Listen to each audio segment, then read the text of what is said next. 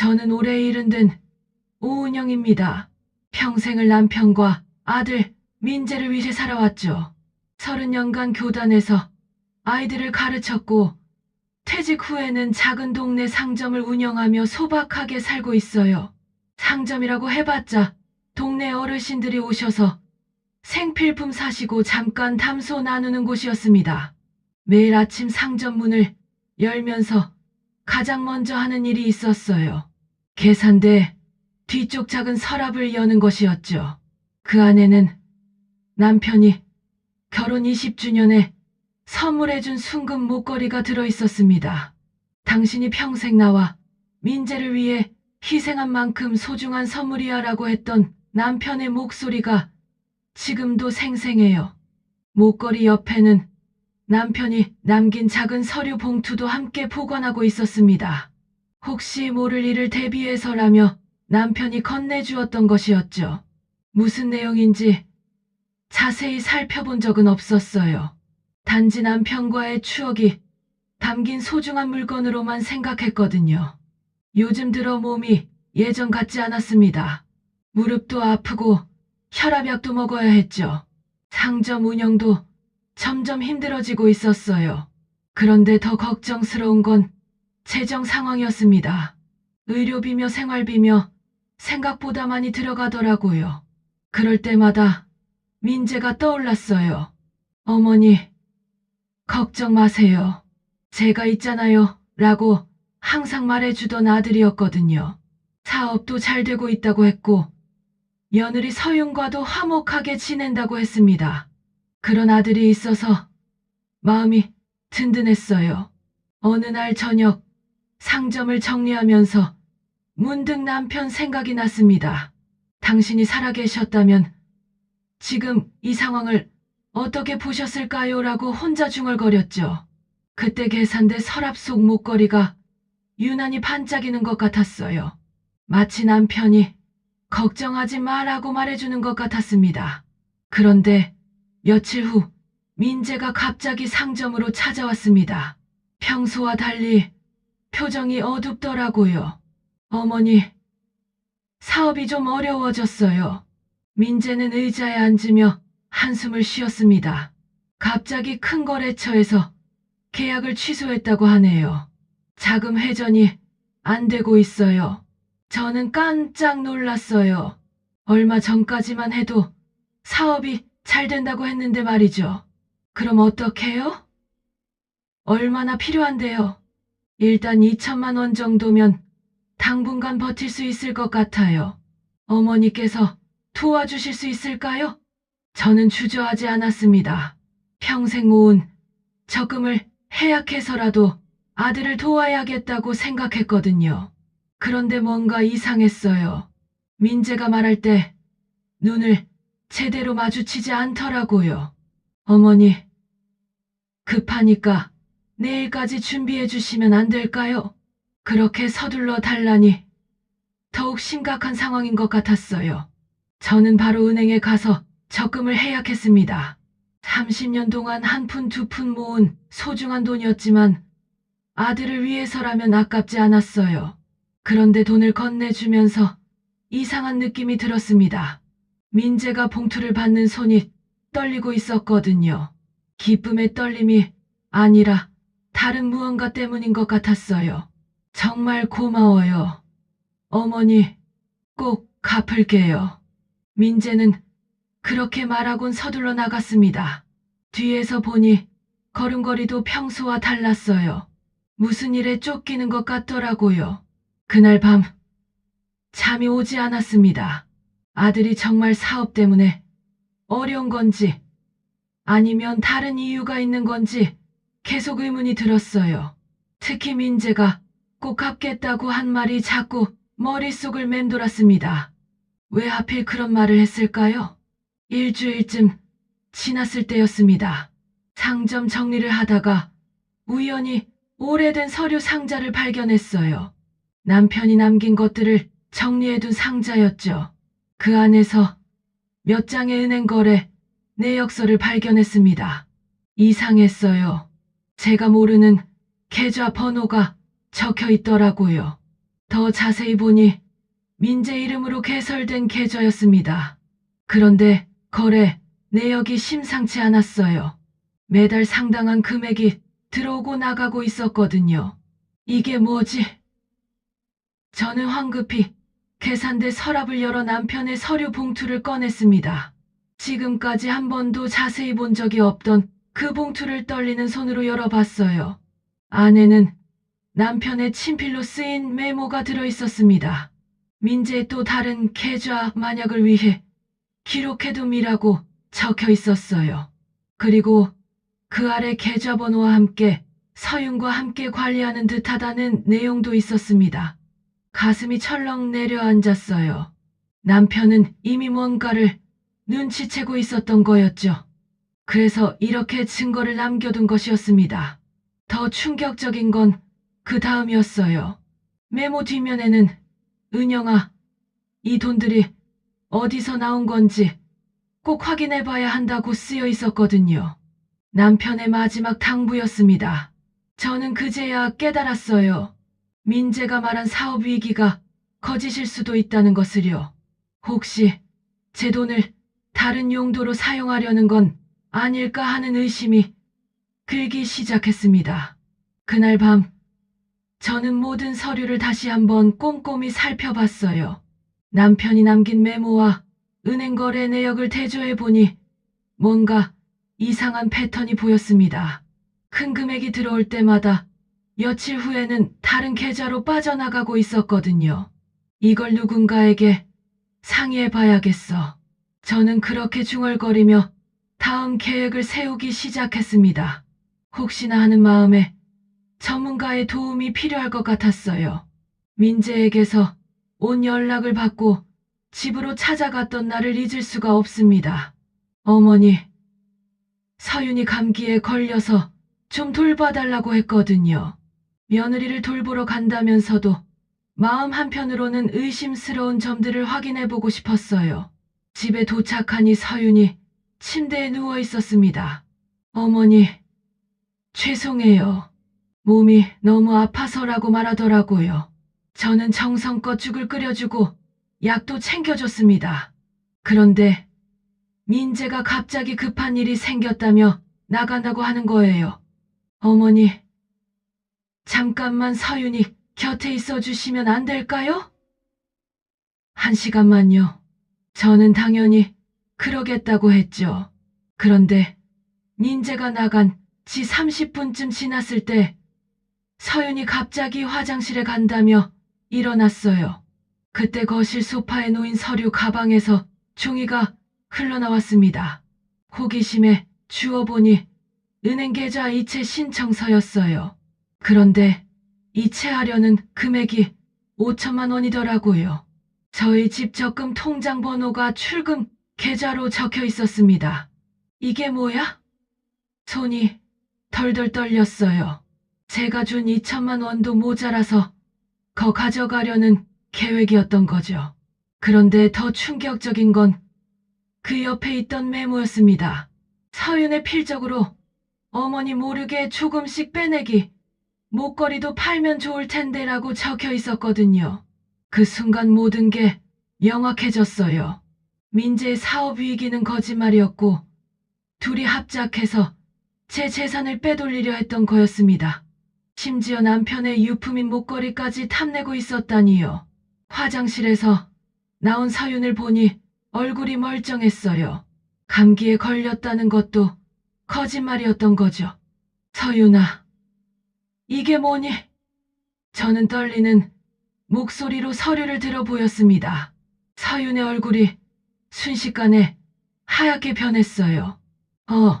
어머니, 그게 사업이 어렵다는 것도 거짓말이었구나.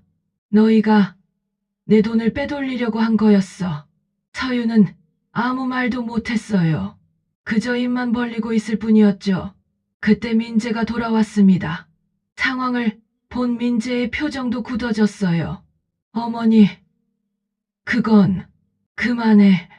더 이상 변명하지 마. 저는 집을 나왔습니다. 평생을 바쳐 사랑했던 아들에게 이렇게 배신당할 줄은 꿈에도 몰랐거든요. 집으로 돌아온 저는 며칠 동안 잠을 이룰 수가 없었습니다.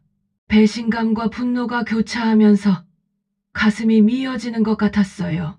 그런데 분노보다 더 큰 건 허탈감이었습니다.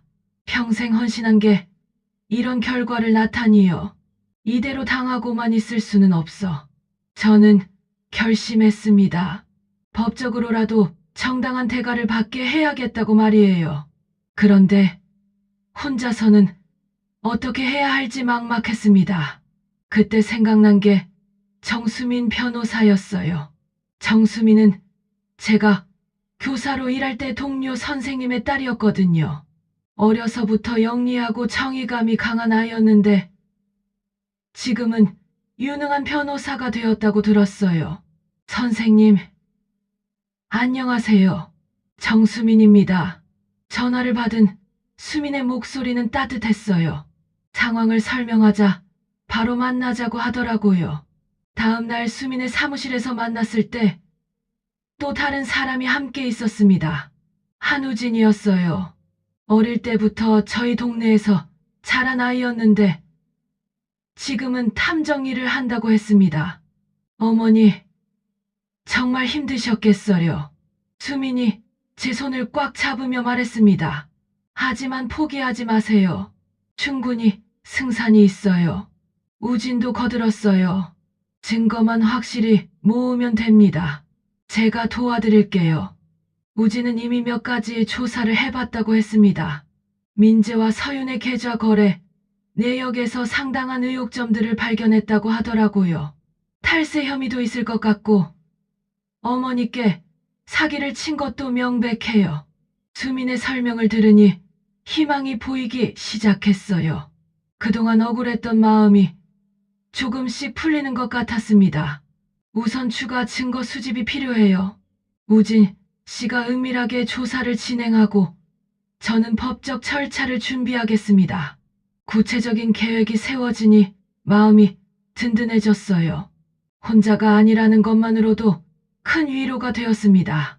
어머니, 힘내세요. 정의는 반드시 승리합니다. 수민의 당찬 목소리가 제게 용기를 주었어요. 이제 반격을 시작할 때가 온 거죠. 우진의 조사가 본격적으로 시작되었습니다. 며칠 후 우진이 가져온 자료들을 보고는 정말 깜짝 놀랐어요. 민재와 서윤이 얼마나 치밀하게 계획을 세웠는지 알 수 있었거든요. 이거 보세요. 민재 씨가 3개의 다른 계좌를 운영하고 있어요. 우진이 가져온 사진들에는 은행 거래, 내역이 선명하게 찍혀 있었습니다. 그리고 이건 서윤 씨가 부동산 중개업소에서 나오는 모습이에요. 어머니, 모르게 부동산 투자를 하고 있는 것 같습니다. 더 충격적인 건 그 다음이었어요. 민재가 제 이름을 도용해서 대출을 받으려 했다는 증거까지 나온 거예요. 이건 명백한 사기죠. 신분 도용까지 했으니 형사처벌도 가능해요. 수민이 단호하게 말했습니다. 그때까지 망설이던 마음이 완전히 굳어졌어요. 며칠 후 수민이 민재에게 연락을 했습니다. 은행 VIP 상담실에서 만나자고 했죠. 민재는 뭔가 이상하다는 듯 했지만 어쩔 수 없이 나왔어요. 상담실에 들어선 민재의 얼굴은 이미 굳어 있었습니다. 수민과 우진이 함께 있는 걸 보고는 무슨 일인지 짐작한 것 같더라고요. 안녕하세요. 민재 씨. 정수민 변호사입니다.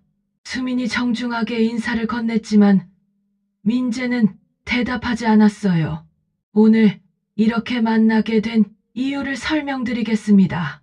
수민이 가방에서 서류 뭉치를 꺼냈습니다. 민재의 얼굴이 점점 하얗게 변했어요. 이 모든 증거가 무엇을 의미하는지 아시죠? 우진이 찍은 사진들과 은행 거래 내역, 그리고 남편이 남긴 메모까지 모든 것이 테이블 위에 펼쳐졌습니다. 민재는 한동안 아무 말도 하지 않았어요. 그러다가 갑자기 화를 내기 시작했습니다. 이게 뭐가 문제라는 거예요? 제 돈인데 어떻게 쓰든 제 자유 아닌가요? 하지만 수미는 흔들리지 않았습니다. 어머님을 속이고 돈을 편취한 것은 명백한 사기입니다. 그리고 신분도용은 더욱 심각한 범죄죠. 일주일 후 본격적인 대질이 시작되었습니다. 이번에는 서윤도 함께 불렀어요. 같은 상담실에서 모든 진실이 밝혀지는 순간이었죠.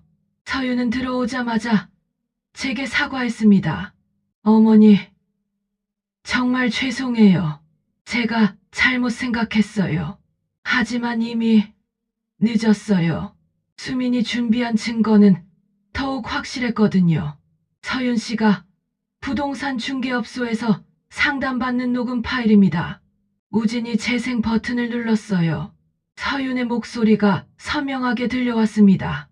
시어머니 명의로 대출받을 수 있나요? 모르게 하고 싶거든요. 그 순간 서윤의 얼굴이 새하얗게 변했어요. 민재도 마찬가지였습니다. 이건 불법 녹음이에요. 민재가 소리쳤지만 수미는 침착했습니다. 공개된 장소에서의 대화는 증거 능력이 있습니다. 그리고 이것만이 아닙니다. 테이블 위에 더 많은 서류가 쌓였어요.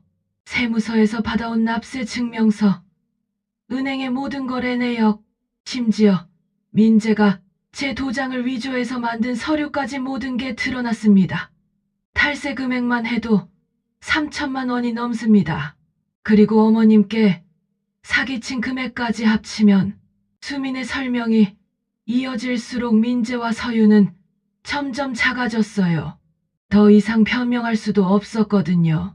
어머니, 정말 죄송합니다. 제가 잘못했어요. 민재가 무릎을 꿇고 사과했습니다. 하지만 저는 더 이상 흔들리지 않았어요. 미안하다고 해서 되는 일이 아니야. 평생 나를 속이고 이용하려 했잖니. 그때 우진이 마지막 증거를 제시했습니다. 이건 민재 씨가 어머니의 목걸이를 감정받으러 간 영상입니다. 화면 속에서 민재가 제 소중한 목걸이를 들고 있는 모습이 보였어요. 그걸 보는 순간 정말 화가 치밀었습니다. 그것마저 팔려고 했구나. 모든 진실이 드러난 그 순간 저는 복수가 끝났다는 걸 느꼈어요. 법정에서의 판결이 나온 후 제 인생은 완전히 달라졌습니다. 민재는 사기와 탈세 혐의로 실형을 받았고 서윤도 공범으로 처벌받았어요. 그들이 빼돌린 돈은 모두 돌려받았습니다. 하지만 돈보다 더 소중한 걸 얻었어요. 바로 자존감이었습니다. 더 이상 누군가의 희생양이 아니라 당당한 저 자신으로 살 수 있게 된 거죠. 상점을 정리하고 집을 새로 꾸몄습니다. 그동안 민재를 위해 아껴두던 방도 제 취미 공간으로 바꿨어요. 책도 읽고 그림도 그리며 제가 좋아하는 일들을 하기 시작했습니다. 어머니, 정말 많이 밝아지셨네요. 수민이 놀러와서 말했어요. 정말 그랬습니다. 오랫동안 짊어졌던 짐을 내려놓으니 몸도 마음도 한결 가벼워졌거든요.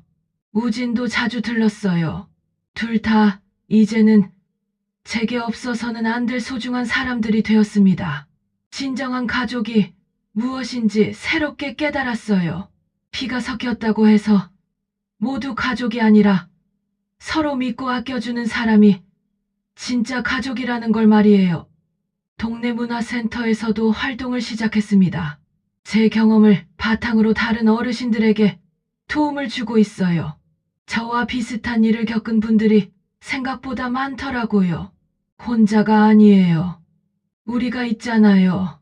그렇게 서로 위로하고 격려하며 새로운 인생을 만들어가고 있습니다. 남편의 목걸이는 이제 다른 의미가 되었어요. 과거의 아픔이 아니라 새로운 시작의 상징이 된 거죠. 가끔 목걸이를 보며 남편에게 말합니다. 당신이 남겨준 증거 덕분에 새 인생을 시작할 수 있었어요. 고마워요. 이제 저는 70살의 새로운 인생을 살고 있습니다. 누구를 위해서가 아니라 바로 저 자신을 위해서요. 매일 아침 눈을 뜰 때마다 감사함을 느껴요. 늦었지만 진정한 행복을 찾았으니까요.